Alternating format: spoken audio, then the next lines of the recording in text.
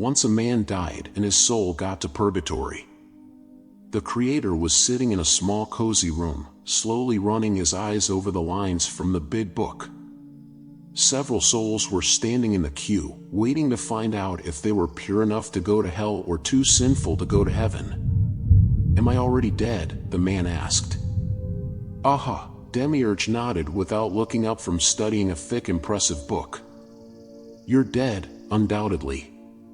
The man shifted unsteadily from foot to foot. "And what's going to happen next?" Demiurge took a quick glance at him and turned back to the book. "Now, go there," he pointed his finger at an inconspicuous door. "Or there," his finger turned in the direction of another same-looking door. "And what's in there?" the man asked. "There's hell," Demiurge replied, "or heaven, depending on circumstances." The man hesitated, looking from one door to another. "Oh, but which one should I go to?" "Don't you know yourself?" The Creator slightly raised an eyebrow. "Well," the man hesitated. "Not much. Maybe my deeds on earth should show which door to choose." Demiurge laid down the book with his finger and finally looked directly at the human. "So according to your deeds, you say?" "Well, yes, but how else?" Well, Demiurge opened the book to the beginning and began to read aloud. "It says that at the age of 12 you took the old man across the road. Was it so?" "Yes," the man nodded. "Is this a good deed or a bad one?" "It's good, of course." "Now let's see." Demiurge turned the page. 5 minutes later this old man was run over by a tram on another street. If you had not helped him, and the old man would have lived for another 10 years. How's that? The man blinked in dismay. Or here, Demiurge opened the book elsewhere. At the age of 23, you and a group of comrades participated in the brutal beating of another group of comrades. But they got in first. The man tossed his head. "I have written differently here," objected the Creator. "And, by the way, the state of alcoholic intoxication is not a mitigating factor. So for no reason at all, you broke a 17-year-old boy's 2 fingers and nose. Is it good or bad?" The man was silent. After that, the guy could no longer play the violin, but he showed great promise. You ruined his career. "I didn't mean it," the man muttered. "Of course," Demiurge nodded. "By the way, the boy hated the violin since childhood.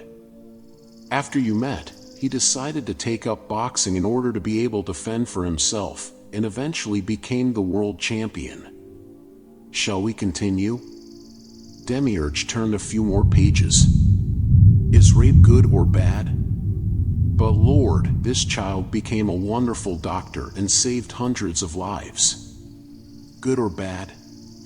"Well, maybe. Among those lives was one belonging to a murderous maniac. Bad or good?" "But Lord, and the maniac killer would soon slaughter a pregnant woman who could become the mother of a great scientist. If born, this great scientist should have invented a bomb that could burn out half the continent. Is it good or bad?"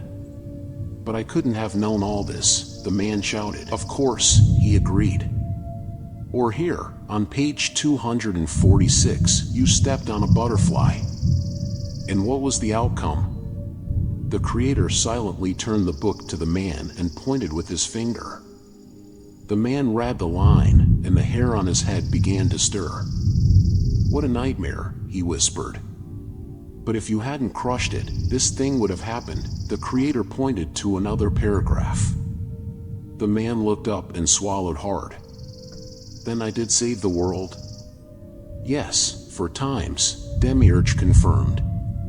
"Crushing a butterfly, pushing an old man, betraying a comrade and stealing a purse from a grandmother, every time the world was on the verge of disaster, but thanks to your efforts it got out." "Oh well," the man hesitated for a moment. "But the brink of that very catastrophe, was it because of me as well?" "Yes, it was you, don't doubt, it happened twice. When you fed a homeless kitten and when you saved a drowning man."